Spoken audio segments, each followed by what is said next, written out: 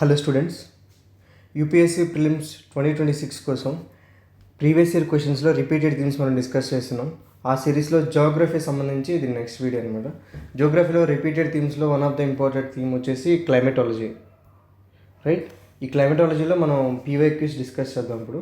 And ఈ themes repeat అయ్యే chance ఉంది, నెక్స్ట్ టైం వచ్చినా సరే మీకు అది ఎగ్జామ్లో యూజ్ అవుతుంది. సో ఫస్ట్ వచ్చేసి అట్మాస్ఫియర్ గురించి. సో అట్మాస్ఫియర్లో మీకు తెలుసు లేయర్స్ ఉంటాయి, దాని గురించి కూడా ప్రీవియస్ ఇయర్ క్వశ్చన్స్ అడుగుతున్నారు. ఇది 2024లో ఇచ్చున్నారు. You can pause the video and try to answer the question by yourself. First statement వచ్చేసి ఈ question, thickness of the troposphere at the equator is much greater as compare to the poles. ఇది కరెక్టా కాదా? Actually the statement is correct. Second statement, at the equator heat is transported to the greater heights by strong convectional currents. What about this? Yes, this is also correct.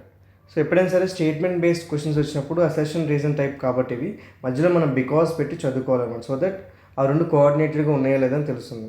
For example ఇక్కడ ఈ రెండు right with correct explanation కాదని తీసుకోవాలంటే, thickness of the troposphere at the equator is much greater as compare to the poles because at the equator heat is transported to the greater heights with strong convectional currents. Yes, ఇది proper reason అనమాట. So obviously both are correct and statement 2 explains statement 1.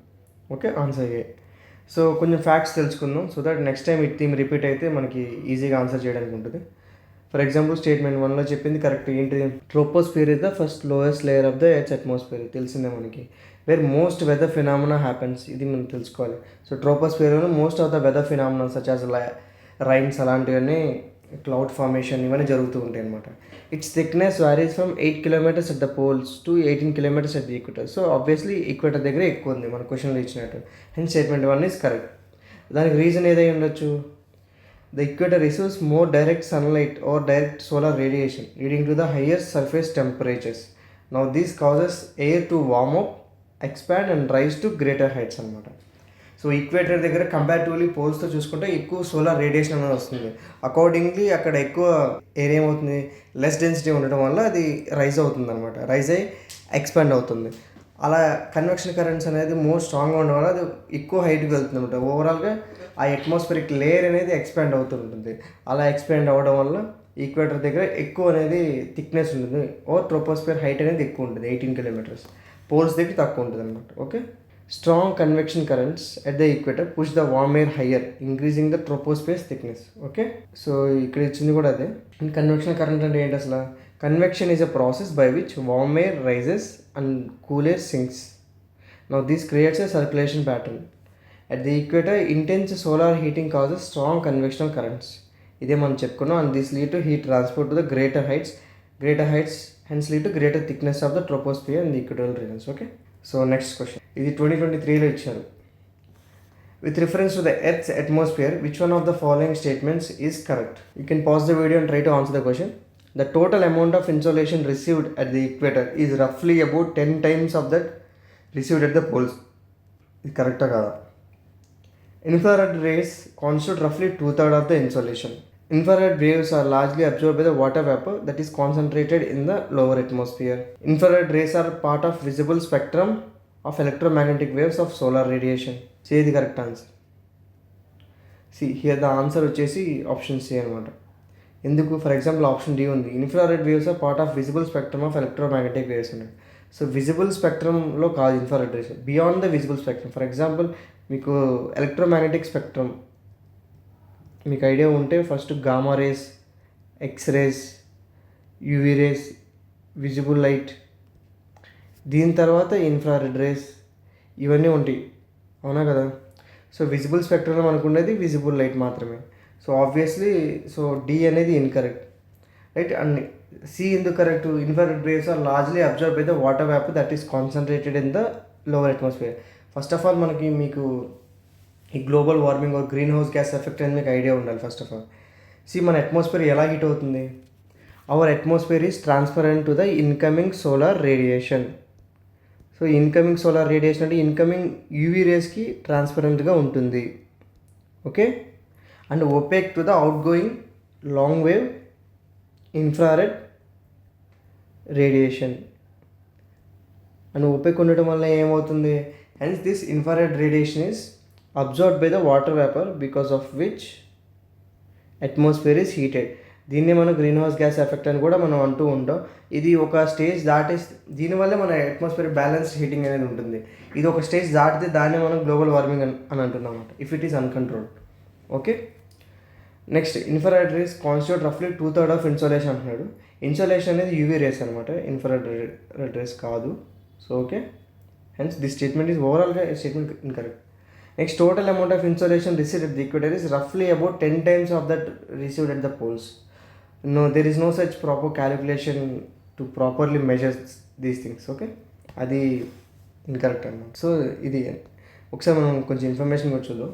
Infrared rays are largely absorb by the water vapour concentrated in the lower atmosphere, and this is correct.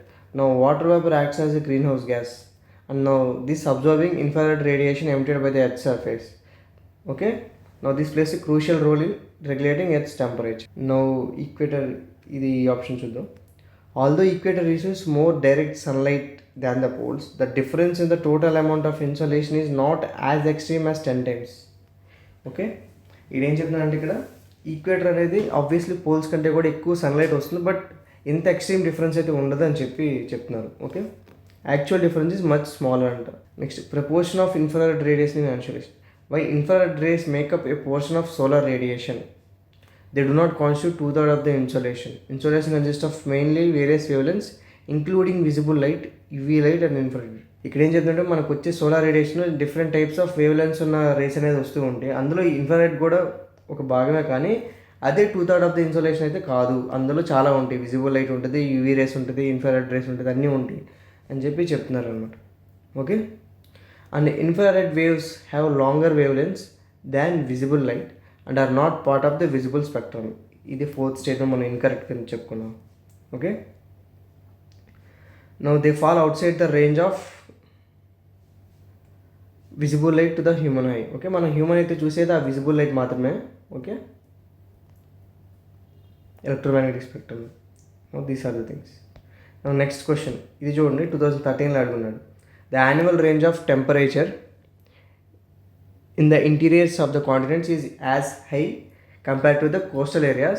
What are the reasons? Annual range of temperature అనేది interiors of the కాంటినెంట్స్లో ఎక్కువ ఉంటుంది compare to the coastal areas. దీనికి main reason ఏంటి అని అడుగుతున్నాను. If you want you can pause the video and try to answer the question. First statement thermal difference between land and water. Obviously ఇది కరెక్టే.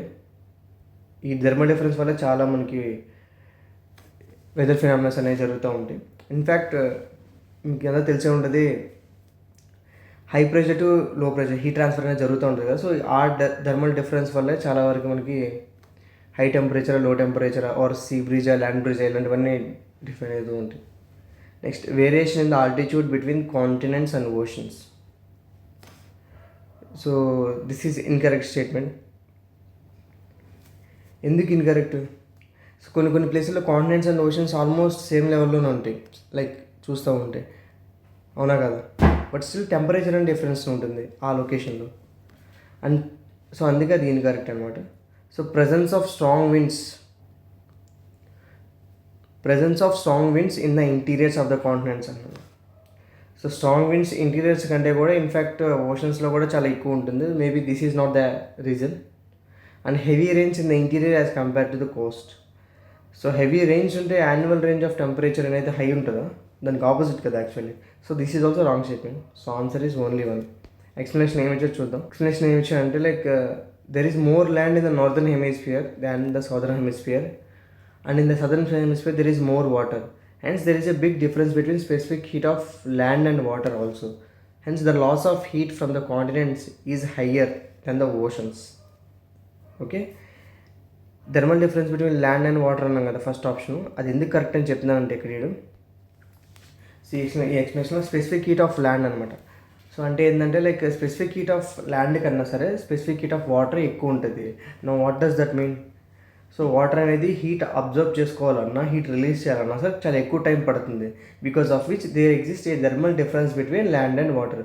So ఒకే type of heat అనేది పంపించినా సరే ఆ టైం డిఫరెన్స్ వల్ల, స్పెసిఫిక్ హీట్ డిఫరెన్స్ వల్ల so thermal difference అనేది వస్తుంది. Hence loss of heat from the continents is bigger than the ocean. So అది దానివల్ల జరుగుతుంది అన్నమాట.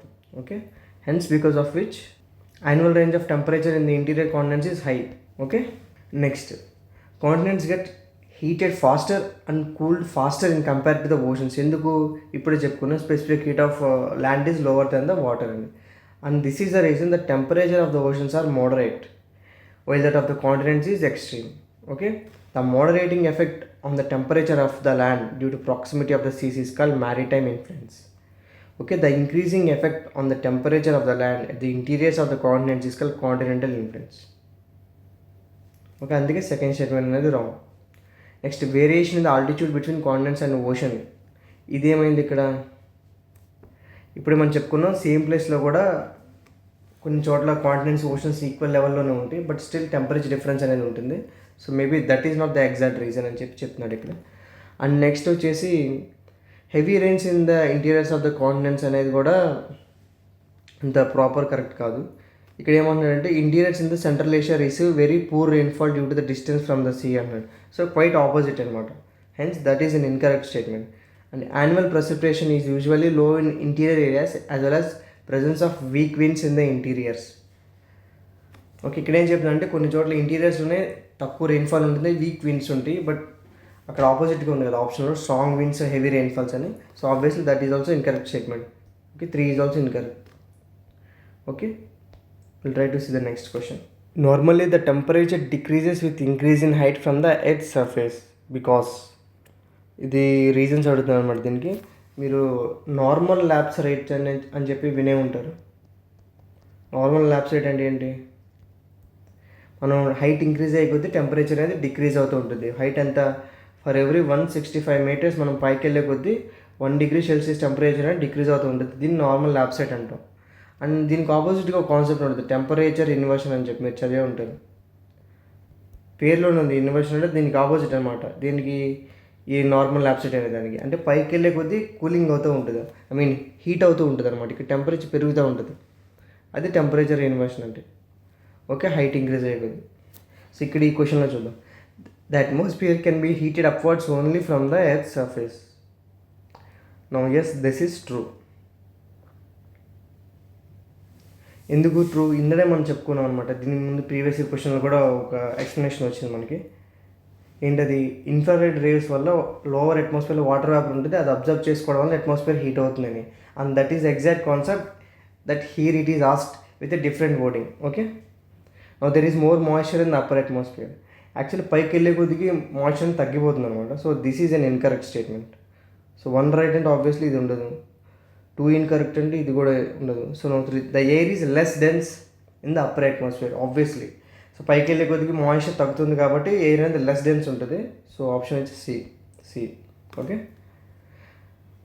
The temperature decreases with increase in height. దీన్ని మనం నార్మల్ ల్యాబ్స్ రేట్ అంటాం. అండ్ యూజువల్ కండిషన్స్లో for every 165 metres increase in height వల్ల 1 degree Celsius temperature తగ్గుతుంది ట్రోపోస్ఫియర్లో. దీన్ని మనం నార్మల్ ల్యాబ్స్ రేట్ అంటే ఇప్పుడే చెప్పుకున్నాం. And as we said, as we increase elevation there is less air above us, thus pressure decreases. Okay, and as the pressure decreases air molecules spread out further and the temperature decreases. Atmosphere can be heated upwards only from the earth surface. As it is మనం ఇందాక చెప్పుకున్నది, temperature falls off with height at a predictable rate. దీన్ని మనం normal lapse rate అంటాం. Because air near the surface is heated and becomes light అంటే less dense అవుతుంది. And the air hire up cools to space and becomes heavy అంటే అక్కడ moisture ఎక్కువ ఉందనుకో అప్పుడు అది కూల్ అవుతుంది అనమాట. Hence air density in the atmosphere decreases with height and it helps in decreasing temperature. Okay, and water vapour which accounts for 1% of the air varies greatly in the troposphere and decreases rapidly with altitude. Hence statement 2 is incorrect. Answer వచ్చేసి 1 and 3. Okay, now that's all for today. Thank you.